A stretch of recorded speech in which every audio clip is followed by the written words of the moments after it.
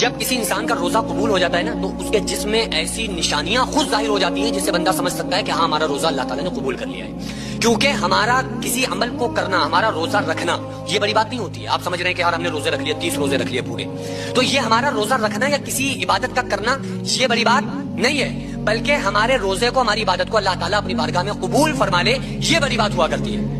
اب ہمیں کیسے پتا چلے گا ہمارا روزہ اللہ تعالیٰ نے قبول کر لیا؟ دیکھو، چونکہ روزے دار کی جو فضیلت ہے وہ آقا علیہ السلام نے کیا ارشاد فرمایا کہ روزے دار قیامت کے دن عرش کے سائے کے نیچے کھاتا پیتا مسکراتا ہوگا، اور بے روزے دار قیامت کے دن حساب و کتاب میں مبتلا ہوگا. روزے دار کو اللہ تعالیٰ قیامت کے دن اپنے عرش کے سائے کے نیچے جگہ عطا فرمائے گا. بے روزے دار جو ہوگا اس کے سر کے اوپر سوا نیزے پر سورج ہوگا.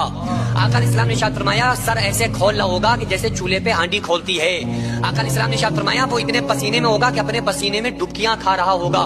لیکن ادھر روزے دار کا کیا مزہ ہوگا؟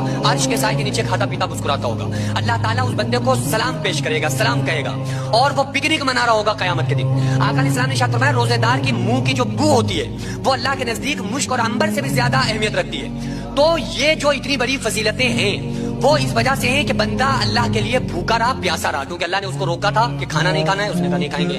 اللہ نے کہا پانی نہیں پینا ہے، اس نے کہا پانی نہیں پئیں گے. اللہ نے جب تک اس کو اجازت دی تھی کہ بس اذان سے 2 منٹ پہلے تک آپ کھا لو، سحری کر لو، جب تک آخری سانس تک اس نے کھایا، اور پورا دن بھوکا پیاسا رہا. افطار میں سارے سامان لگا کے بیٹھ گیا اس انتظار میں کہ بس اللہ کا حکم ہو، اذان ہو، ہم افطار پہ ٹوٹ پڑے. اور نظریں جاری ہوتی ہیں اس کی روح افزا کے اوپر اور بریانی کے اوپر کہ فوراً یہ بھی کھائیں گے، یہ بھی کھائیں گے.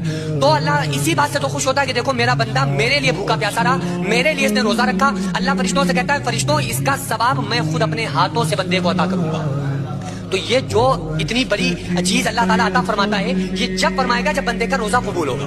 اور اگر وہ روزے کو فاقہ بنا لے، آقا علیہ السلام نے ارشاد فرمایا اللہ تعالیٰ فرماتا ہے اگر کوئی بندہ روزہ تو رکھ لے لیکن وہ گناہوں کو نہ چھوڑے، جھوٹ بولنا نہ چھوڑے. موبائل کے ذریعے سے کتنا آدمی جھوٹ بول رہا ہوتا ہے، جھوٹ نہ چھوڑے، نمازوں کو چھوڑتا رہے، ترک کرتا رہے، گناہ کے کام کرتا رہے، تو اللہ فرماتا ہے اس کے روزے سے مجھے کوئی مطلب نہیں، وہ اس کا روزہ نہیں بلکہ اس کا وہ فاقہ ہے. تو اس لیے اگر ہمارے روزے نے ہمارے گناہوں کو نہیں چھڑوایا اور ہم گناہ کر رہے ہیں تو آپ سمجھ لو کہ ہمارا روزہ اللہ تعالیٰ کو پسند نہیں رہی ہے، وہ پھر ہمارا فاقے کی طرح گزرے گا. ہاں، روزہ رکھنے کے بعد ہمیں اللہ کی طرف اور لو لگ رہی ہے، ہم اور قرآن کی تلاوت کر رہے ہیں، ہمیں مزہ آ رہا ہے، اور ہم تہجد بھی اٹھ کے پڑھ رہے ہیں، عبادتوں میں لگے ہوئے. تو یہ جب ہمارے عمل ہمارے اندر سے خود سے پیدا ہو جائے تو آپ سمجھ لو کہ اللہ تعالیٰ ہم سے خوش ہے. اللہ تعالیٰ نے ہمارے روزے کو قبول کیا، اور بار بار جب روزانہ روزہ رکھ رہے ہیں، پورے روزے رکھ